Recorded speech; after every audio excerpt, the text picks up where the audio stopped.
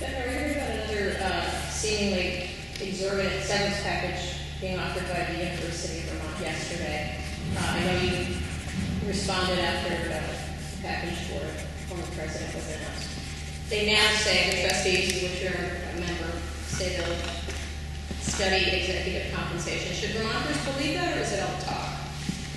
You know, I think we have a responsibility to figure out how we got where we are. Obviously, I'm not an active member of the Board of Trustees, but I was extremely disappointed with the exorbitant pay package that was given to President Vogel when he left. I'm equally disturbed by the exorbitant pay package that was given to Michael Schultz. And the question for the university is, where do we go from here? It can't get much worse.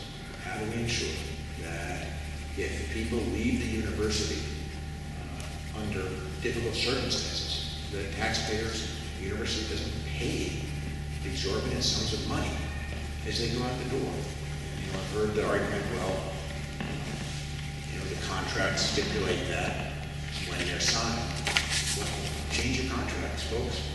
I mean, isn't that tough? If you leave under good graces, clearly there should be some compensation for you for 1 year while you find your next job. That's sort of the norm in universities. But if you don't leave, if you're choosing to resign, or you're leaving because of actions that happened that most people wish hadn't, those provisions shouldn't apply. Now, I'm a good lawyer to write a contract like that. So there's a lot of things that we can fix. But I got to tell you, as I travel around Vermont, I talk to as many Vermonters as anybody in a day. There is real concern, I'm sharing, that at a time when Vermonters are struggling to pay the tuition, when they're struggling to get a college education, when they know that there's no time in history that's more important to a college education than it is today in order to succeed in the job force, to see these exorbitant payments made is just inexcusable. When you talk to other trustees on the board, what is the mentality that they were all willing to go along with this? You know, I have to say, in fairness to anybody, I'm not involved in the discussions of the board. I got a call about a week before the president resigned early to simply give me a heads up that that was going to happen. Like most of my days, Ann Galloway can testify to this. It's in 20-minute intervals, usually 13-hour days. And I was going into a meeting, and I said, "Thank you for the heads up," and I clicked the phone off. I wished I had said, "What's the compensation package?" But, you know, live and learn.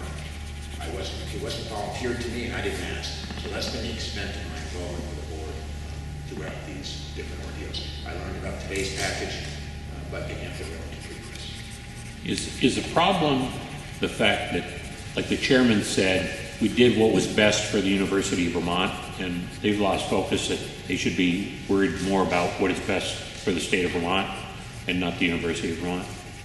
You know, the University of Vermont's future, the state of Vermont's future, we're in the same boat, we're in the same hands. And, you know, as I go around and talk to employers around the state, which I do a lot of, I'm amazed at how many of them say to me, "I have jobs." We have jobs.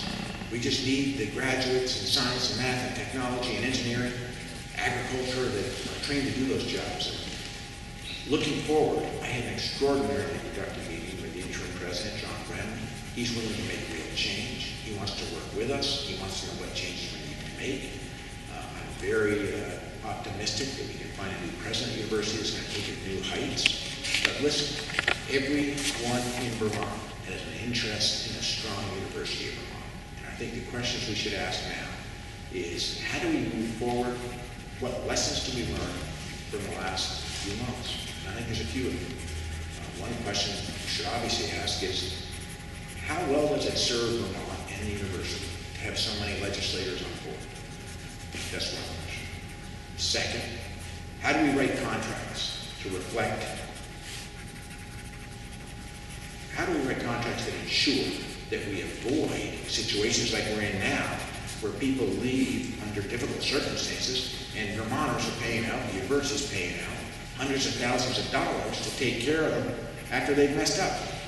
Doesn't make sense. And third, how do we find a president that's going to drive graduates who will be able to serve the job creators of of the 21st century. And that's really the opportunity for us. So do you support the Senate bill that would eliminate having lawmakers serving on either the Board of Trustees at UVM or and the state colleges? Absolutely, and I always have. And it has nothing to do with this incident. But there is a conflict between appropriating money to the university or the state colleges and serving on the board. And, I know it's a small state, and there's some conflict in gray areas in some of the choices that you're making as a legislator. You might be on the Red Cross board and find that you're allocating some money to the Red Cross on appropriations committee. You might be on one of the boards of our community action agencies and find that you're allocating some money to them. But the universities and state colleges, I think, is a different bar, because there, every single year, they're coming in for millions of taxpayer dollars to support higher education in Vermont. And you should be making that judgment based on what's best for taxpayers, what's best for higher education, and not worrying about whether when you show up at the board meeting you delivered on what the president was hoping you deliver on. I think there's a conflict there. I always have. I've never run for one of those boards, either state college or university, because I feel there's a conflict there, and I didn't know how I would face it. Given how strongly you feel, and you're in a position to do something about it. You're in a position to show up at trustees meetings and speak out. Will you start doing that? I got to tell you, I got my hands full under the state of Vermont. I really do. And I saw my mom the other day, and she said, Governor, she actually called me Peter, thank God. Peter, she said, you don't look very good. She didn't quite put it that diplomatically, but And I said, well, what's wrong, Mom? She said, you got bags under your eyes, you're wrinkled, you're turning gray. And I said, well, Mom, I'm working really hard. I don't have time to run the university in addition to the job that I feel so privileged to have as governor. But you don't feel the need to attend the meetings? I just don't have time to sit there and put the kind of time that a board member would have to put in to make a difference. Well, you can show up once. I showed up once for 20 minutes to show my support. And I think, I'll do that, governors do that.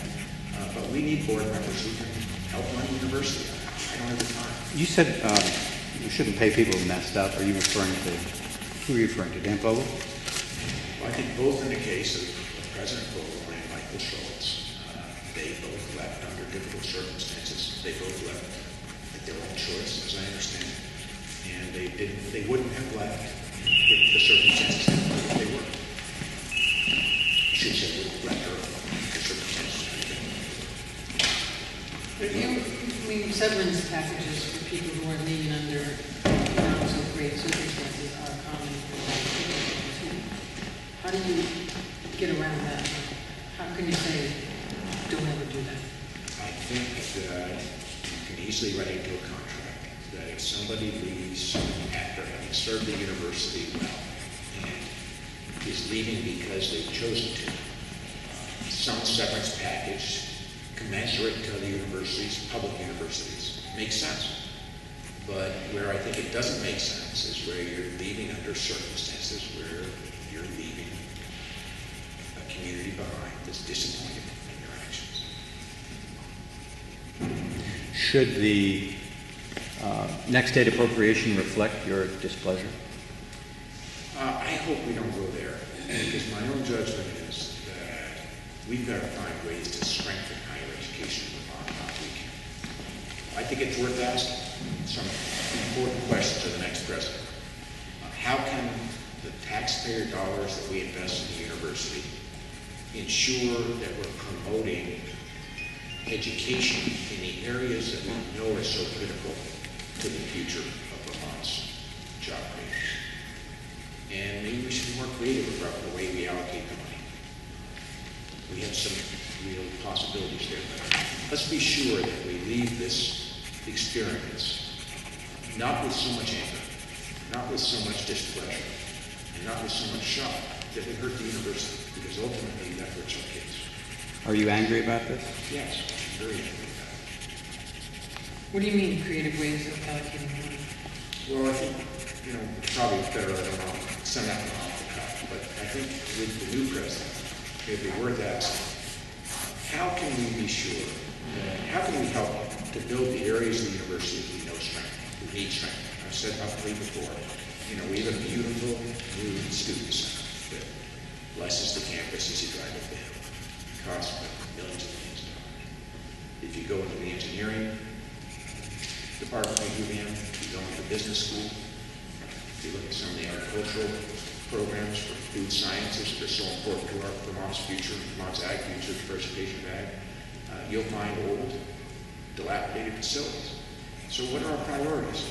How can we be sure that we're using taxpayer money to drive the areas of the university that are going to drive job growth and high-paying jobs for our kids when they graduate? So where does a new sports facility fit into your plan? I don't make plans for new sports facilities. Did President Vogel bring anything positive in his opinion? Sure. You know, I know that he did some great things at the university. All I'm saying is this pay package is exorbitant. It's more than should have been allocated, and I think it hurts the university. And I've said that to the president directly. What the chairman said yesterday was we've heard the anger, we've gotten a lot of feedback, letters, messages, and you just don't understand. We have to compete in a national sphere, and we have absolutely must pay people similarly to our national peers. And it's just not enough to say, you know, you're going to keep Vermont's quality of life. You won't get people to come. Does he not understand, or do you not, or does he have a point? You know, I'm not going to get into that. I think the chair's got a tough job. This is what I'll say. I would love to see the president of the university, the former president of the university, find a way to help us put the university back in the good graces of Vermonters. I suggested to him directly in a phone call this weekend that he set up a Dan Vogel scholarship for Vermont kids that desperately want to attend the university but can't, and take some of the compensation package that he was given and set up those scholarships. What was his response?